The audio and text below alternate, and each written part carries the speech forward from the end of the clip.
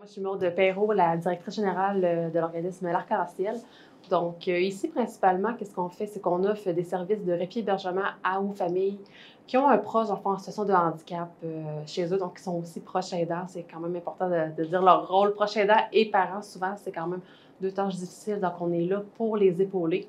Puis, on offre aussi un service de centre de jour la semaine occupationnelle pour les sortir un petit peu de la routine, pour leur permettre de créer des liens sociaux, d'acquérir de nouvelles compétences et les maintenir les acquis.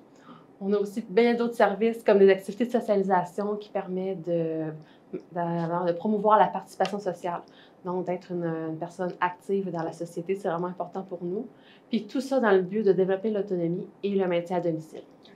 Puis, tant qu'à parler de l'organisme, oui. Est-ce qu'on peut parler un petit peu? Il y a une nouvelle aile qui a été ouverte cette année, je crois. Oui. Donc, parle-moi un petit peu de ce projet-là, puis de qu'est-ce que ça peut apporter à l'organisme.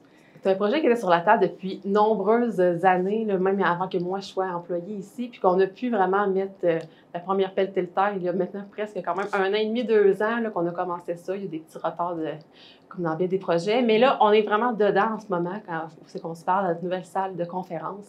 Il reste quelques ajustements à faire, puis vraiment, on va pouvoir inviter bientôt la population à venir visiter les lieux. Je suis Mireille Thibault. Je suis avant tout une aidante naturelle.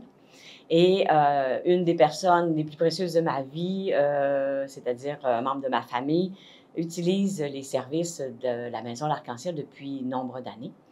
Alors, j'ai accepté cette année de la présidence de la campagne de levée de fonds parce qu'on parle d'une campagne plus populaire.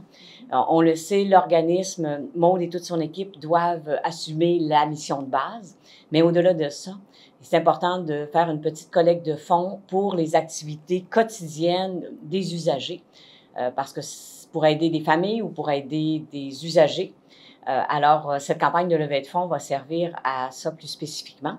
À ne pas confondre, c'est important de le préciser, avec la levée de fonds qui a eu lieu pour la maison, pour l'agrandissement. Ouais. Alors ça, c'est vraiment ce que j'appelle le financement plus populaire.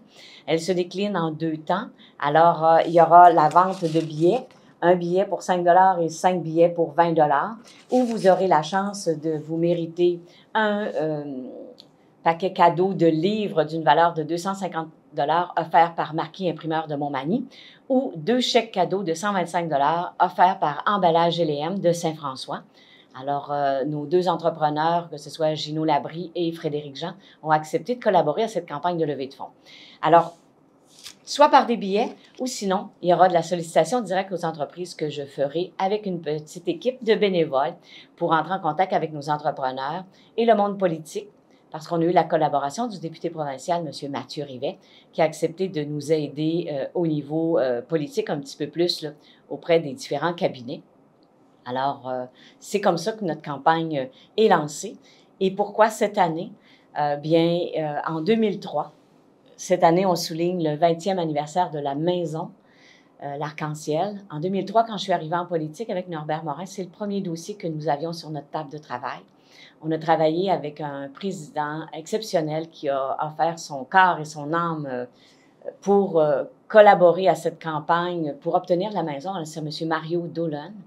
À l'époque, sous la direction, là, il était accompagné de Bernice Pellerin, alors je les salue, pour avoir cru en ce projet-là et surtout avoir fait tous les efforts pour qu'on puisse y arriver. C'est sûr que de notre côté, on avait travaillé très, très fort parce que ce n'est pas des dossiers qui sont toujours simples.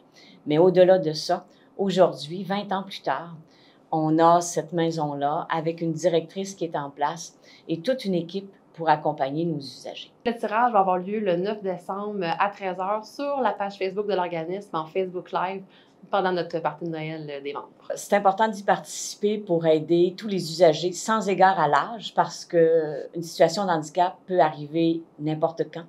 Donc, c'est important de collaborer pour permettre à ces gens-là qui ont vécu beaucoup d'isolement durant la pandémie, de leur permettre une petite douceur et surtout de connaître le bonheur tout près de cette période de Noël.